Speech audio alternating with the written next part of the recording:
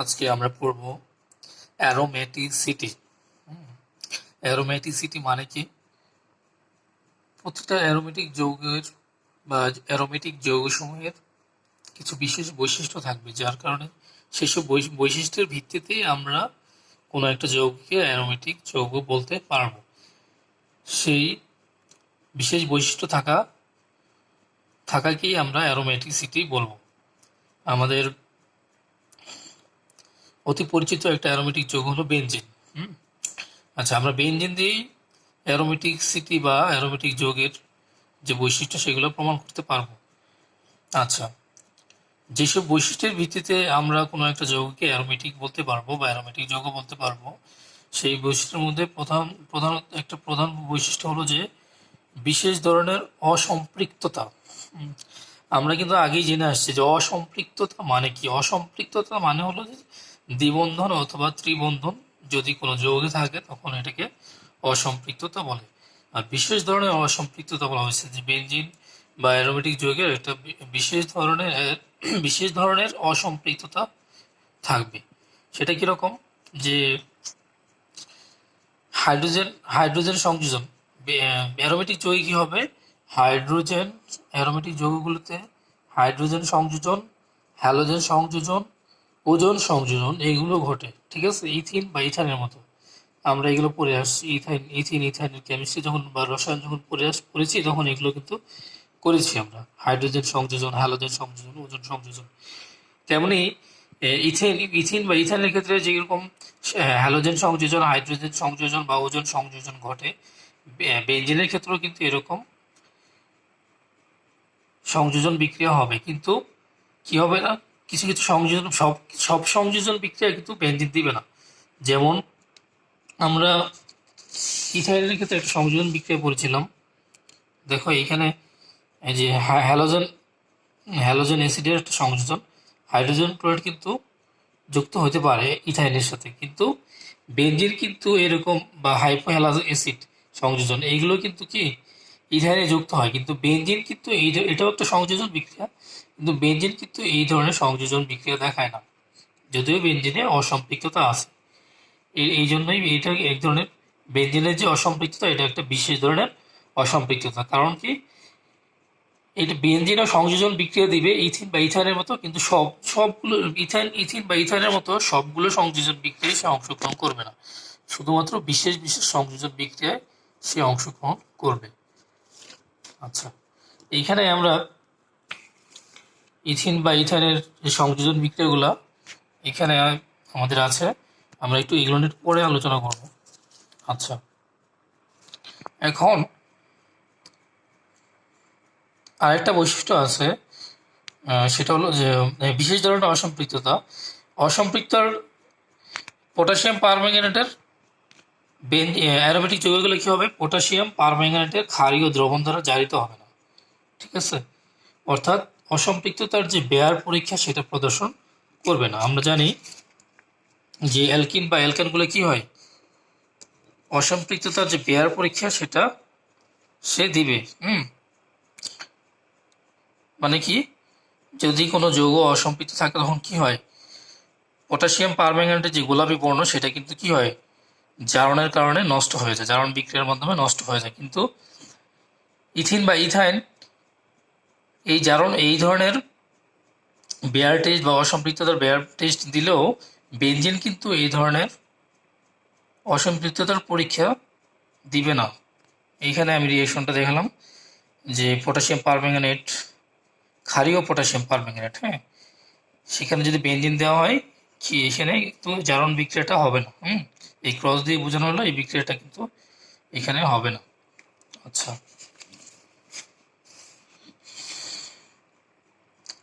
অ্যারোমেটিসিটির aromatic যৌগের আরেকটা বৈশিষ্ট্য হলো রেজোনেন্স বা অনুরণন। রেজোনেন্সটা কি আমরা আগের ক্লাসে কিন্তু দেখেছি।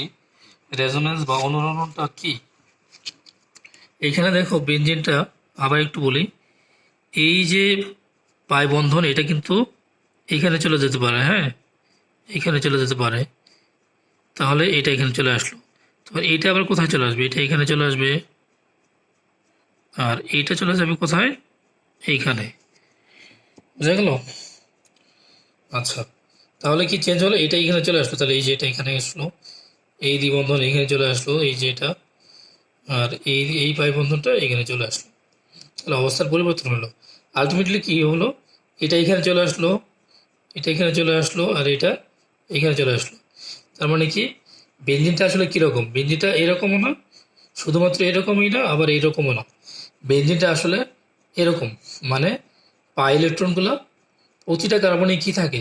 সঞ্চালনশীল বা গতিশীল থাকে, বা অনুরণন অবস্থায় থাকে। কোনো একটা কার্বনে বা কোনো তিনটা কার্বনে, কোনো একটা কার্বনে কি হয়, কোনো দুইটা কার্বনেই নির্দিষ্ট বা লোকালাইজড বা স্থির থাকে না, এটা ডিলোকালাইজড থাকে, মানে কোনো একটা জায়গায় স্থির থাকবে না বা সঞ্চালনশীল থাকবে এরকম। তো এটা একটা বৈশিষ্ট্য। আর একটা হল যে হাকেল তত্ত্ব অনুসরণ করবে। হ্যাঁ, হাকেল তত্ত্বটা কি? এখানে আমরা একটা বলতে পারি যে সমতলীয় চাকরিক হবে। হ্যাঁ, বেঞ্জিন থেকে আমরা বলতে পারি, বেঞ্জিনের যদি বেঞ্জিনের দিকে যদি তাকাই, আমরা যদি বেঞ্জিনের দিকে তাকাই তাহলে আমরা দেখতে পারবো যে বেঞ্জিনে কিন্তু এরকম একটা কি সমতল, বেঞ্জিনটা কিন্তু কি আমরা পড়ছিলাম, বেঞ্জিনটা কি একটা সমতল যৌগ এবং কি চাকরিক। চাকরিক তো জানি চক্রাকারে আছে বা গোলাকার। আর হচ্ছে কি এখানে সঞ্চালনশীল পাই ইলেকট্রন আছে। আচ্ছা, আর একটা কি হাকেল তত্ত্ব অনুসরণে, হাকেল তত্ত্ব অনুযায়ী অ্যারোমেটিক যৌগে 4n+2 সংখ্যক সঞ্চালনশীল পাই ইলেকট্রন থাকবে। তার মানে পাই ইলেকট্রন কটা থাকবে? 4n, পাই ইলেকট্রনের হিসাবটা কত হবে? এটার সাথে মিলবে 4n+2। এখানে এত সংখ্যক পাই ইলেকট্রন থাকবে। এখানে এনটা হলো একটা পূর্ণ সংখ্যা, এন এর মান হতে পারে 0, 1, 2, 3, এই মানগুলো হতে পারে। এখন আমরা উদাহরণগুলো থেকে আমরা হাকেল তত্ত্বটা প্রমাণ করতে পারবো এবং কোনো একটা যৌগ অ্যারোমেটিক কিনা সেটা প্রমাণ করতে পারবো। এই যে এটা দেখো, এই আয়নটাকে বলা হয় সাইক্লোপ্রোপিন আয়ন। সাইক্লোপ্রোপিন 3 কার্বনের অ্যালকিন, এই জন্য প্রোপিন, আর চক্র আকারে আছে সেই জন্য সাইক্লোপ্রোপিন আয়ন, এবং পজিটিভ একটা আয়ন। আচ্ছা, এই যৌগে পাই ইলেকট্রন কটা? এখানে একটা বন্ধনে, পাই বন্ধনে কটা ইলেকট্রন থাকে? 2টা। তো পাই ইলেকট্রন কটা? এখানে 2টা। তাহলে আমরা লিখবো কি 4n+2 = 0। এখান থেকে n এর মান কত আসবে? n এর মানটা তোমরা ক্যালকুলেট করবা, দেখবো যে n = 0 আসে। তার মানে কি n এর মান 0, n এর মান 0 যেহেতু, তাহলে এটা হাকেল তত্ত্ব, এই যৌগটা হাকেল তত্ত্ব অনুসরণ করলো। তার মানে কি অ্যারোমেটিক, এটা একটা অ্যারোমেটিক যৌগ।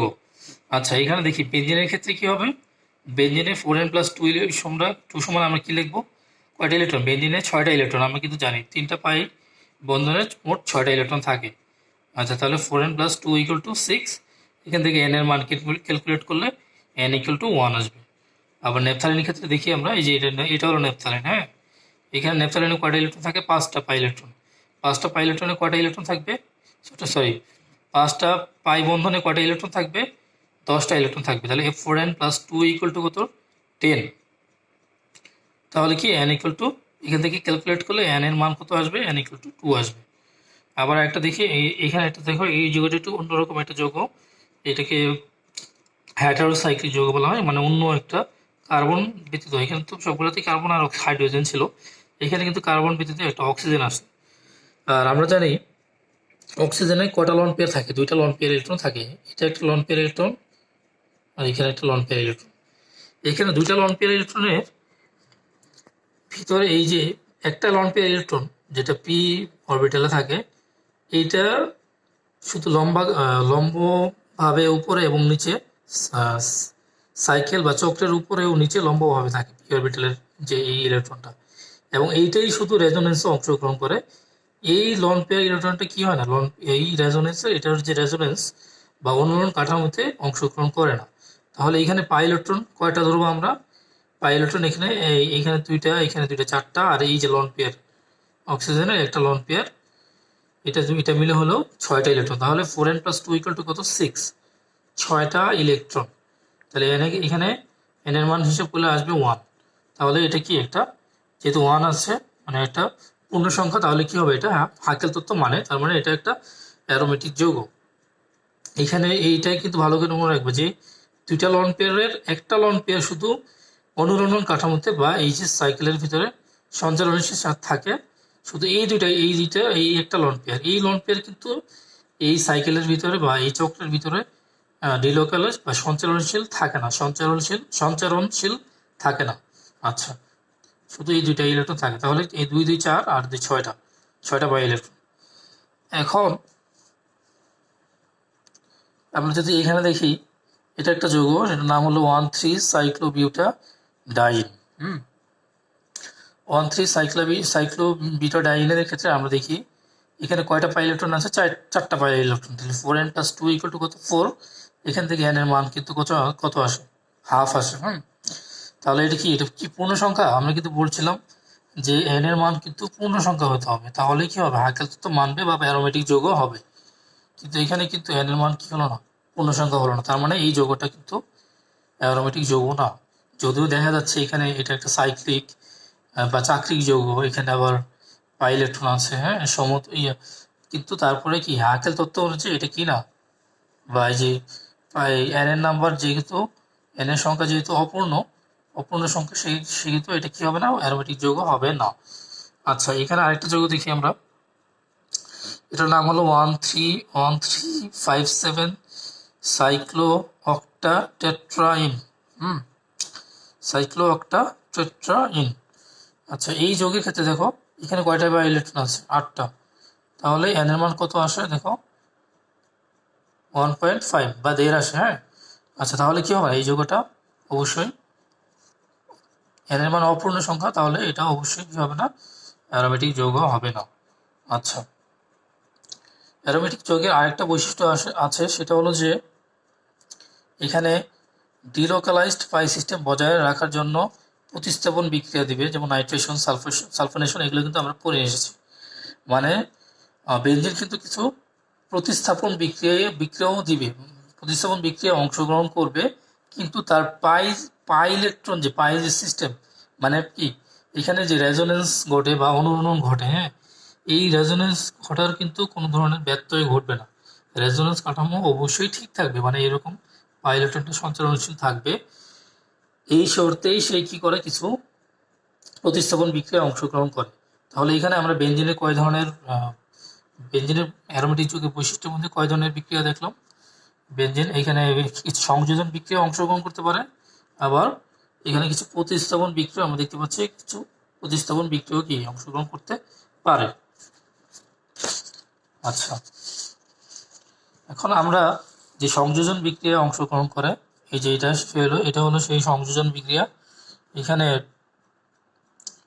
বেনজিনের কয়টা পাই বন্ধন? 3টা পাই বন্ধন আছে।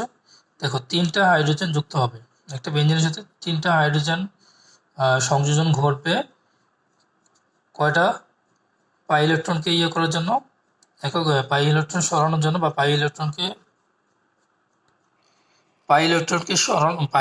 সরানোর জন্য, বা শুধুমাত্র সিগমা বন্ধন বা একক বন্ধন থাকার জন্য কয়টা হাইড্রোজেন লাগতেছে? এখানে 3টা হাইড্রোজেন অণু লাগতেছে। তা আমরা এই ইথাইনের বিক্রিয়ার সময় দেখেছিলাম, ইথাইন বা অ্যালকিনের বিক্রিয়ার সময় কি হয়? অ্যালকিনে এরকম একটা দ্বিবন্ধন থাকে, তখন শুধু কি হয়? এক অণু হাইড্রোজেন হলেই পাই বন্ধনটা চলে যায়। এখানে পাই বন্ধন আছে কয়টা? 3টা। তাহলে সেই অনুযায়ী আমাদের হাইড্রোজেন লাগবে কয়টা? 3 অণু হাইড্রোজেন লাগবে। ঠিক আছে? আচ্ছা, তাহলে কি হলো? এখানে 3 অণু, প্রতিটা কার্বনে একটা করে 3 অণু হাইড্রোজেন, মানে কয়টা হাইড্রোজেন? 6টা হাইড্রোজেন। তাহলে প্রতিটা কার্বনে একটা করে নতুন হাইড্রোজেন যুক্ত হয়ে যাবে। ঠিক আছে? আর কি হবে? এটার যে যৌগের নাম হলো, যৌগের নাম হলো কি? সাইক্লোহেক্সেন। আচ্ছা, এখানে একটা দেখো হ্যালোজেন সংযোজন বিক্রিয়া। বেনজিনের সাথে কি হবে? যে একটা জিনিস মনে রাখবে, এখানে কয়টা পাই বন্ধন বা দ্বিবন্ধন কয়টা আছে? এখানে 3টা দ্বিবন্ধন আছে। তাহলে অবশ্যই 3টা অণুকে সে যুক্ত করতে পারবে। তাহলে 3টা হ্যালোজেন অণুকে কি করতে পারবে? সে সংযুক্ত করতে পারবে। এখানে দেখো 3টা ক্লোরিন অণুকে সংযুক্ত করার মানে কি? 6টা ক্লোরিন অণু। দেখো এখানে 6টা কার্বনে 6টা ক্লোরিন অণু যুক্ত হয়ে যাবে। আর কি হবে? এখানে কিন্তু এই পাই বন্ধনটা আর থাকবে না। ঠিক আছে? আচ্ছা, আবার দেখো ওজোন সংযোজন বিক্রিয়া। বেনজিনের ওজোন সংযোজন বিক্রিয়ার ক্ষেত্রে কি হয়, বেঞ্জিনের সাথে 3টা ওজন অণু যুক্ত হবে। ঠিক আছে, এইগুলো তো আমরা পড়ে আসছি খুব ভালো করেই, যে পাশাপাশি 2 কার্বনে 3টা অক্সিজেন যুক্ত হয়ে যাবে। হ্যাঁ, এখানে যেই পাই বন্ধন যুক্ত বা দ্বিবন্ধন যুক্ত যে কার্বনগুলো আছে সেখানে একটা 3টা করে অক্সিজেন যুক্ত হবে। যেমন এই 2টা কার্বনে 3টা অক্সিজেন যুক্ত হলো, এইভাবে প্রতিটা কার্বনে এইভাবে 3টা করে অক্সিজেন যুক্ত হলো। আর হাইড্রোলাইসিস করার কারণে বা আদ্র বিশ্লেষণের কারণে কি হবে, এরকম একটা যৌগ তৈরি হবে। যৌগটা হবে কি, গ্লাইঅক্সাল। আচ্ছা, আরেকটা জিনিস, হ্যাঁ, যৌগটা হবে কি গ্লাইঅক্সাল। শুধু এই যে এইটুকু দেখো, এইটুকু আমাদের সি সি আমরা সি দেখি, তারপরেই দেখো সি এর সাথে কি একটা হাইড্রোজেন আছে, এটা দ্বিবন্ধন হয়ে যাবে। আর এখানে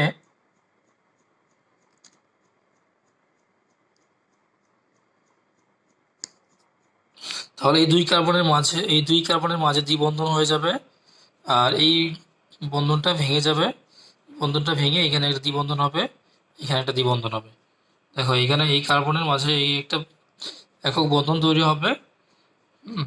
আর হচ্ছে এই যে এখানে এটা আবার দ্বিবন্ধন হয়ে যাবে। আর এই যে এটা হলো কার্বনের সাথে সেই হাইড্রোজেনটা, এটার নাম আর হাইড্রোজেন পারঅক্সাইড তৈরি হবে। ঠিক আছে শিক্ষার্থীরা, তোমরা জানি না অনলাইন ক্লাসে কতটুকু উপকৃত হচ্ছে। তোমরা তো কমেন্ট করে বা তোমাদের কমেন্ট করে তোমার তো জানাও না যে তোমরা কতটুকু বুঝেছো, আসলে প্রতিটা ক্লাস থেকে কতটুকু বুঝো বা কতটুকু নিতে পারো আমরা জানি না। তবে যতটুকুই বুঝো তোমরা অবশ্যই বিক্রিয়াগুলো খাতায় লিখে প্র্যাকটিস করবে। আর ক্লাসে তো পরবর্তীতে তোমাদেরকে দেখানো হবে। তো তোমাদের কোনো প্রবলেম থাকলে অবশ্যই পরে দেখানো হবে, কিন্তু আপাতত তোমাদের কাজ হলো তোমরা যতটুকুই বুঝো তোমরা বিক্রিয়াগুলো খাতায় লিখে বিক্রিয়াগুলো প্র্যাকটিস করো। আল্লাহ হাফিজ, ভালো থাকবে সবাই।